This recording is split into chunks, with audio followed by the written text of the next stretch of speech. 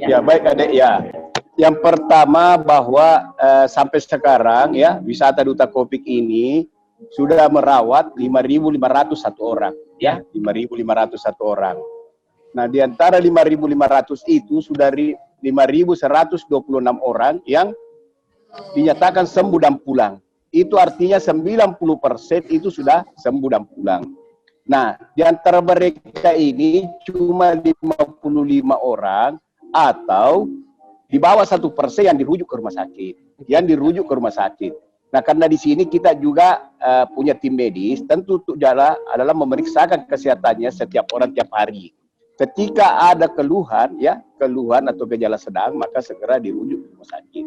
Nah, alhamdulillah pada sampai saat ini, alhamdulillah dari 5.500 itu cuma 55 orang yang dirujuk. Yang lainnya pulang dengan sehat. Sedangkan yang dirawat sekarang ini sampai sekarang ini yang masih ada di hotel adalah 320 orang, 320 rumah. Nah, terakhir ini ada peningkatan. Kemarin di awal Desember itu kita sudah pernah di bawah angka 100. Tapi terakhir ini mulai meningkat lagi. Nah, kemarin itu sudah rata-rata 100. Nah, sekarang ini sudah naik jadi 320. Jadi sekarang dari 6 hotel ini yang kita aktifkan 3 hotel kembali, yaitu Sisbel, Almadera, dan Gering Imawan. Dan tetap kita himbau untuk ikut isolasi di wisata Duta Kopik. Karena apa? Isolasi mandiri yang dilakukan masyarakat di rumah itu tidak efektif. Itu cenderung memunculkan klaster rumah tangga. Cenderung karena terlihat sekali Pak, di Duta Kopik terlihat sekali. Kalau hari ini masuk dia punya suami, tunggu 2 hari ikut lagi istrinya. Tunggu lagi besok masuk lagi anaknya. Nah, terlihat sekali bahwa ini adalah klaster rumah tangga ya. Nah, demikian pula kalau si A masuk ini hari, tunggu 2 hari masuk teman kerjanya. Nah, ini terlihat bahwa ini adalah klaster perkantoran. Nah, terlihat bahwa mereka tidak disiplin. Mereka sudah positif, masih masuk kerja. Nah, inilah makanya tetap dihimbau bagaimana ikut isolasi di wisata Duta Kopik. Nah, sedikit ya, menyangkut acara-acara, memang perkawinan dan acara lainnya, saya justru berpendapat bahwa kita tetap mengacu pada protokoler kesehatan. Aktivitas masyarakat itu saya kira tidak bisa juga dihindari, tapi bagaimana kita kawal dengan protokoler kesehatan. Seperti perkawinan kemarin ya, tentu pertama adalah pembatasan jumlah. Pembatasan jumlah yang diundang ini yang harus dikawal. Nah, terus kedua, intinya adalah acara apa saja bisa, yang penting bisa jaga jarak. Betul. Nah, ini yang saya mau katakan, acara apapun bisa, tapi jaga jarak dan jangan berkerumun. Nah, ini kata kunci ya, dan menggunakan masker, jaga jarak. Nah, jadi kalau pengantin silakan, tapi jangan sama sekali jabat tangan. Jangan. Dan ketika kita memberi salam, ya jaraknya 1 meter. 1 meter. Pada saat pengambilan foto juga Pak Husni biasanya foto juga harus jaga jarak. Tidak boleh pakai masker. Harus tetap pakai masker, sudah konsekuensi ya. Tidak ada istilah cuma 2 detik, tidak boleh. Nah, kedua, tidak boleh dibuka prasmanan. Tolong ini, didoskan aja itu makanannya Pak, didoskan. Jadi kalau mereka sudah salaman, ya kasih masuk amplop, ambil dos pulang. Dan lebih baiknya di pesta jangan disiapkan kursi Pak. Tidak usah, biarkan dia salaman ya. Salaman ya sudah silaturahim, memberi selamat, setelah turun dari panggung dikasih dos dan pulang. Nah, saya kira ini yang harus dilakukan. Jadi kegiatan apapun bisa. Nah, kemarin itu Pak, saya ke salah satu kabupaten di Sulawesi Selatan itu bagus sekali Pak. Saya tiba ya di kabupaten waktu salat Jumat. Saya ke masjid, luar biasa teraturnya Pak, luar biasa bagus. Nah, setelah itu saya ke hotel check-in ya.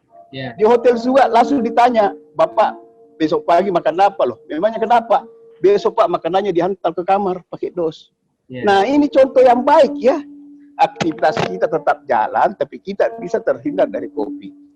Jadi kalau menurut saya pesta apapun silahkan, tapi jangan prasmanan. Didoskanlah, ya, didoskan. Perkawinan silahkan, jangan salaman.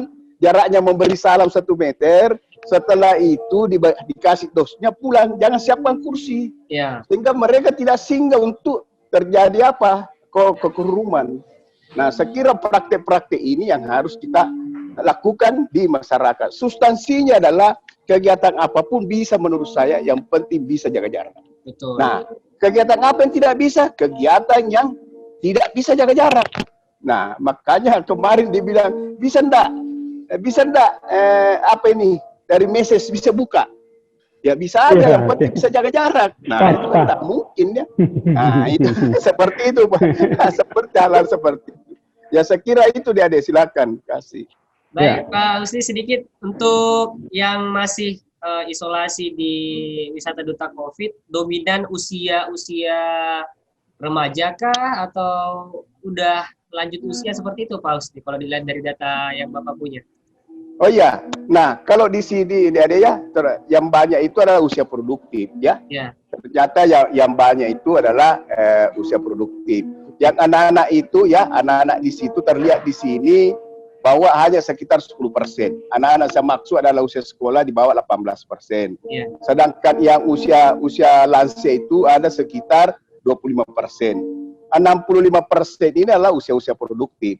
Nah, kesimpulannya apa? Jangan lihat bahwa nanti orang lansia baru berumur baru rawan COVID. Tidak, Pak. Semua orang harus diwaspadai. Yang banyak kena yang muda-muda seperti ini. Yang muda-muda, makanya jangan bilang muda ya. Semua orang harus dicurigai.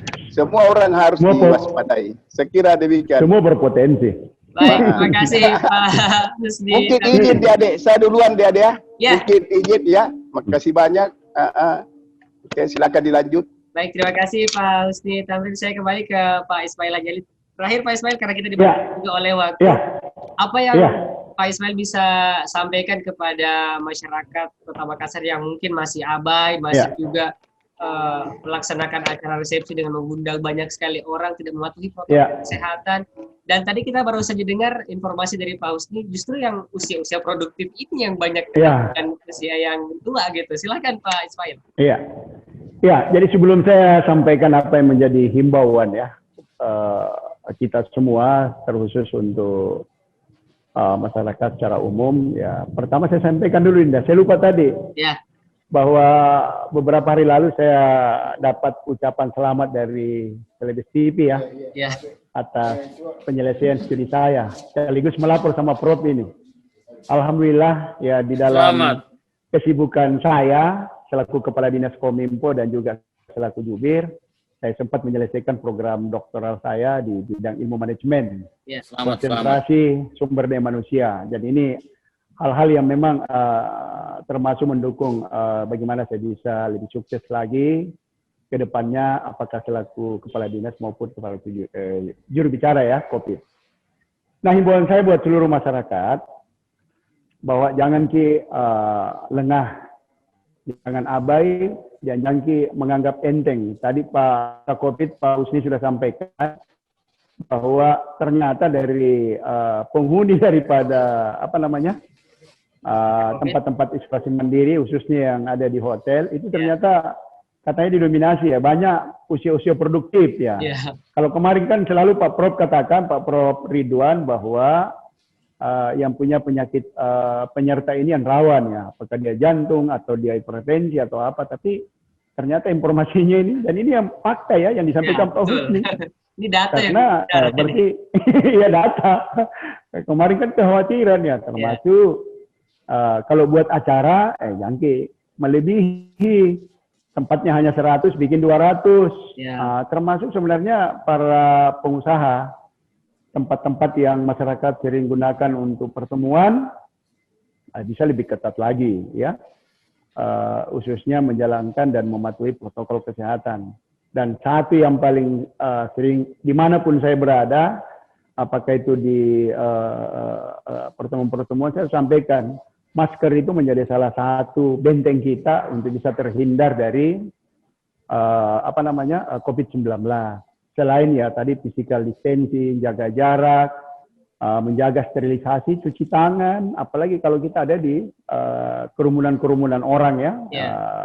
Ya karena kita tidak tahu yang namanya orang tanpa gejala ini yang susah terdeteksi, apalagi kalau dia punya imun tubuh ya, atau daya tahan tubuh ini kuat. Ya itu saya kira yang perlu. Dan sekali lagi, mari kita semua kalau ada hajatan tak mau buat acara, lihat tempatnya, yang memang betul-betul bisa menjaga daripada acara yang kita mau laksanakan. Karena tanggung jawabnya itu selain pengelola, apalagi kalau ini ya pengelola kan ya namanya orientasinya mau mendapatkan sesuatu atau bisnis.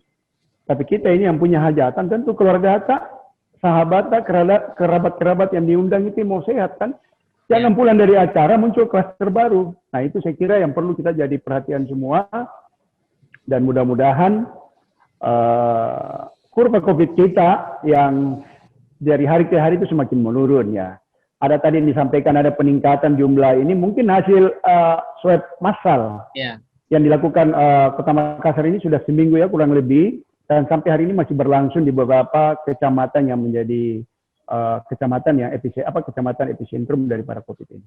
Itu saya kira Adinda. Terima kasih Pak Prof. Ya. Saya kembalikan. Baik, terima kasih Pak Ismail sudah bergabung di Talkshow kita hari ini, dan terima kasih juga atas atensi dari Prof Ridwan sudah memberikan informasi yang menarik tadi, dan selamat atas gelar barunya nih Pak Ismail ya. Semoga kedepannya bisa lebih berkah lagi, lebih sukses lagi, lebih berkah. Terbuka lagi dengan gelar barunya ini. Terima kasih Pak Ismail. Alhamdulillah. Pesan untuk masyarakat Kota Makassar ini intinya jangan pernah abai, walaupun memang kita lihat statusnya mulai melandai, tapi COVID belum menghilang. Jadi tetap menggunakan masker karena masker adalah syarat izin keluar rumah. Baik, terima kasih. Saya Ade Febrian pamit undur diri. Assalamualaikum warahmatullahi wabarakatuh. Waalaikumsalam.